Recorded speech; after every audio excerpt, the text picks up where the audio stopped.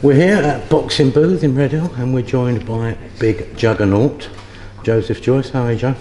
Yeah, very well. Just finished training and things are going well in preparation for my fight in July 13th. Just about 3 weeks out now. You sort of getting that feeling, but it's all getting a bit close now. Yes, it's come around quite quickly. So yeah, another 3 weeks, 2 weeks hard training, and we're ready to go. I was speaking to your man Sidecar Sam early on, and he said, but you're perhaps going to come into this fight a little bit lighter this time. Is that by accident or by design? No, by design. I want to be a bit more mobile and agile, and lose some of the timber. Do you think you were a bit too heavy before? Yeah, just no, well, not too heavy, but just I want to refine and lose the fat and just be a bit lighter, so I can be a bit more agile and a bit faster on my feet, and yeah. But you're fairly flexible, aren't you? So you're not sort of upright and rigid or anything like that.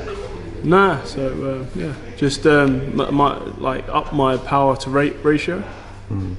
I asked Sam earlier on, I said I was going to ask you the same thing, is which Joe we're going to see. The one that came out in the first round against Ustinov, who was attempting to sort of do a bit of head movement and a bit of slipping and sliding, or the one where he said, sod it, I'm going to go back to my old ways, or is it going to be a combination of the two? It's whatever works on the night. I'm going to I have options to in my style. I can change out, I can be flexible, so yeah. It should be exciting though, whichever. How have you and Adam looked back at that fight? You've obviously looked at the first round and maybe thought maybe that didn't work. Maybe do a bit more work on it. No, I thought it was good, and we thought it was good. We was trying out new stuff that I've learned from the gym, and it also makes myself an awkward target to hit. And I was landing a couple of shots, but not as many as I would like. So I stepped up. Picked up the pace in the second and third round. Against Bermain's Tavern, you probably weren't overly hard to hit, and I think that's something that your next opponent, Bryant Jennings, has picked up on. Are you confident that maybe that side of your defences has been addressed? Yeah, I think that's what we've been working on. On pads with Chris and the tactics from Adam. In the fight with Stavern, with Abel's training, I was really strong and durable in that fight, and I could take whatever he threw at me, and I chucked about 20 times back. Jennings, what's your assessment of him as a fighter and the threat he's going to bring on the 13th? He's good. He's a good, slick boxer, and he's very experienced, and he's going to be quite awkward to hit. He's going to be avoiding my punches because he knows I'm going to be throwing the jab, and he's fought Klitschko, so he knows what to do, and it'll probably be like one of my longest fights. You're confident you can keep up your stoppage rate? Yeah, I mean he's probably going to try and outbox me, but during them later rounds, he's not gonna be comfortable when the juggernaut's at him constantly. So we'll see how he puts up with it. Would it be fair to say though, but he wouldn't have fought anyone like you with your sort of punch output and the fact that you're going to be following him around the ring all night. But by the same token, you haven't really come up against anyone like him. Would that be a fair comment? Well, I'm experienced. I've fought a lot of people in the amateurs from various countries where they. Pose different problems, and it's something to work out on the night, and I believe I can switch up my style and just adapt. You've had the Stavern fight now. You probably admit yourself he didn't look in the greatest condition he ever has. You took out Ustinov very early, probably as early as anybody have. But even saying all that, do you still see this fight against Jennings as perhaps your breakout fight where you can make a statement that really takes you on to the next level? Yeah, I think a lot of people are kind of thinking that he's gonna win. So it's good that it's going to be equal in people's expectations. Like some people think he's going to win, some people think I'm going to win. So it's exciting. Does that give you a little fear factor? I mean, all your fights before, everyone thought Joe's going to win this. The fact that now you know, but some people are actually backing your opponent. Does that sort of in your mind sort of go, a little bit of fear? Yeah, it's just as a challenge, and when I beat him, then it feels better for me. I'm a lot more buzzing that I beat a challenging opponent. Assuming you do, and obviously we hope you do, where do you see your career path travelling after Jennings? Well, I think he really puts me in the limelight because he's a credible opponent, and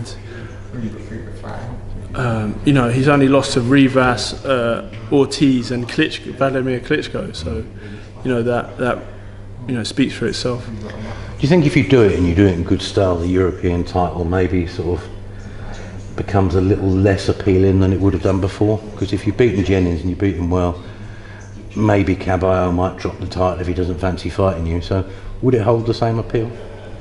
Well, it's one of them options. I mean, I kept talking about it, hasn't happened, so I'm just going to keep quiet and see what happens.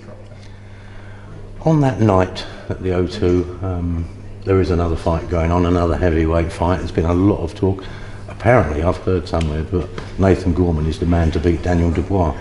I've heard it online somewhere. I remember seeing something or hearing something about that. Yeah, I keep hearing it for some reason. I don't know why, but that fight, I've asked you before who you fancy, and it's been a real painstaking process. You trying to work it out, but without saying who's going to win. Yeah. How do you see the fight sort of gelling and meshing? Well, I see them. They'll probably start off quite tentative, and I mean they know each other well, but they're not going to go in there rushing in trying to make a mistake. But I think it's going to be Gorman's like slickness and quick hooks, uppercuts, and Dubois is going to be the more powerful shots. And I don't think he's faster than Gorman. But he's definitely stronger. So if one of them lands, then Gorman could be in a heap of trouble. But equally, Gorman's got quick hands, and his ring IQ and stuff is gonna tell the tale. Gorman says we're going to see a different him, and he's going to go out there, plant his feet, and meet him in the middle. Can you see that? Well, that'd be a very entertaining fight. Toe to toe, tash to tash.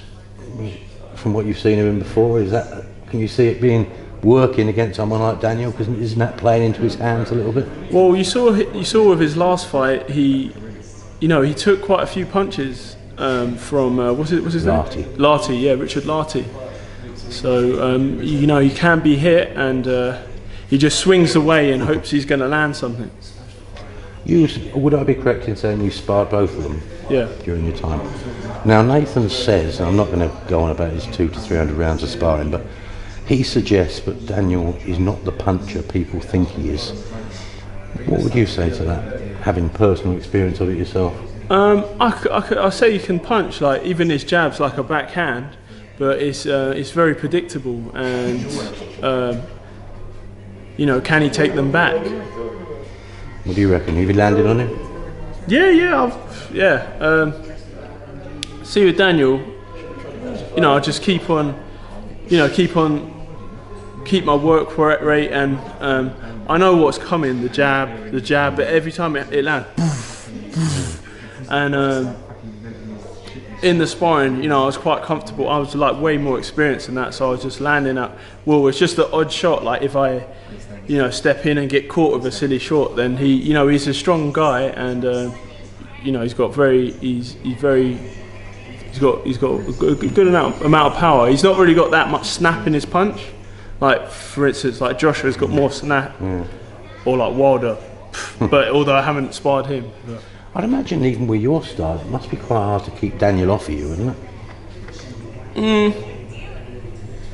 I know you kind of smother people. Yeah, a little bit, you kind of. You've probably got to be prepared to get caught on the way in. You'd have thought. Yeah, I would just pick and move Daniel anyway. I think that's what Gorman will probably do. Have you had any clearer thoughts about who you think is going to win? I think Gorman will outbox Daniel Dubois, but it's just a case of if Daniel's going to land on him. It's like if he stays on his feet, you think Gorman will win? Yeah, it's like Fury Wilder. Yeah. Like you know, Wilder's got that big equaliser, but then Fury just outboxes him. So it'll be similar like that. Would you? I mean, there's going to be a lot of talk about it on the night, and you'll be asked, would you be prepared to take on the winner later this year? I mean, whether it's the fight you need at this right time, but I mean, it'll be a fight that the public will buy into, wouldn't it? Yeah, it's interesting. Obviously, that's an option, but does it do the right things for you? Yeah, it's a big risk for little reward, unless I don't know financially it makes sense. Then we'll consider it. I want to ask you. I mean, obviously you're an old boy now. You're 33. Whoa, easy. So I mean, when you came into boxing, when you first strode into Earlsfield, the Earlsfield club, how old were you then? I was 22 when I stumbled into the gym. So what was the catalyst for, at 22 years old, sort of taking up boxing? I was getting a bit bored of athletics because I was doing athletics at uni, and I just wanted to do something contact, because I did kickboxing, and I really loved like sparring.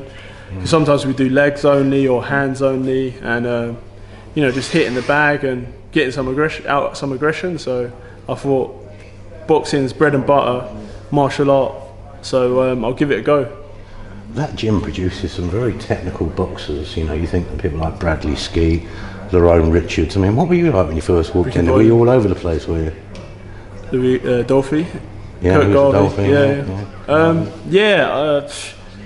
When I first started sparring, because it's so much to think about, my hands, my feet, my legs, my hand position.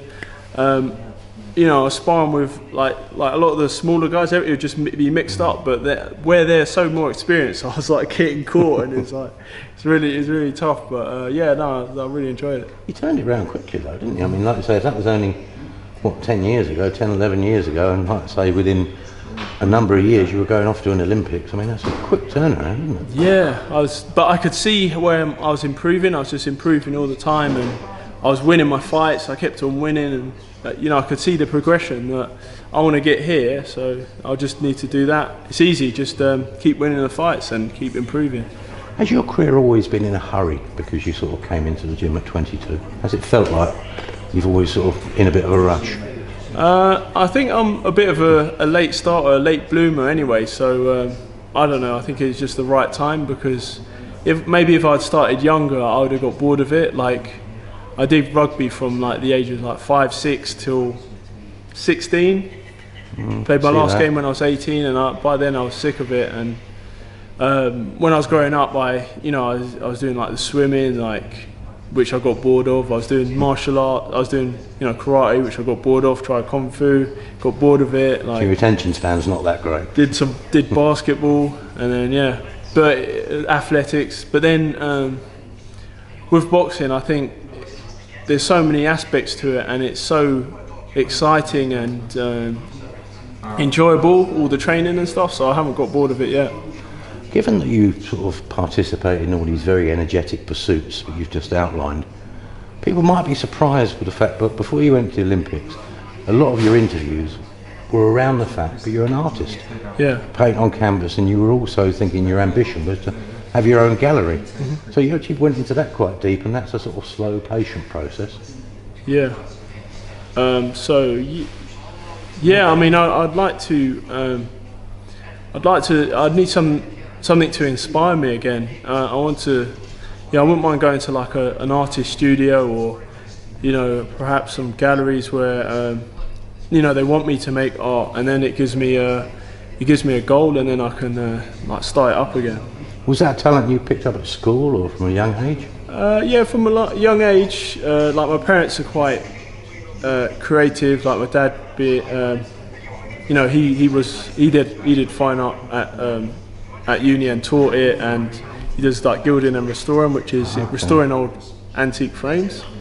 And my mum was always doing like pottery, and you know, she's very creative. So it's kind of in as the well. genes. So yeah, so obviously at home then I'll be like drawing and, you know, making stuff. I tried oil painting, so in school as well. That was something that I was interested in and I was good at. So I got a lot of encouragement and also good teachers. I had a really good teacher in primary school, in secondary school, and then I went to uni, and then I went to America for my last year. So I've really learnt a lot. Pardon the really crude questions. I'm not an arty type. But what type of pictures did you paint? I started off doing like trying to do photorealism in school, secondary school, and then I did an art foundation, which kind of like broadened my horizons a bit, and you know, I kind of went away from that and started being a lot more expressive and abstract with paint. And paint is my medium normally. Well, it was oil on canvas, but now I kind of like acrylics now because the more vivid colours and it dries quicker. So the Juggernaut Gallery will be coming to a town near us very soon, I guess. Hopefully, yeah. If I can pick up the paintbrush again. Joyce, thank you very much. Thanks.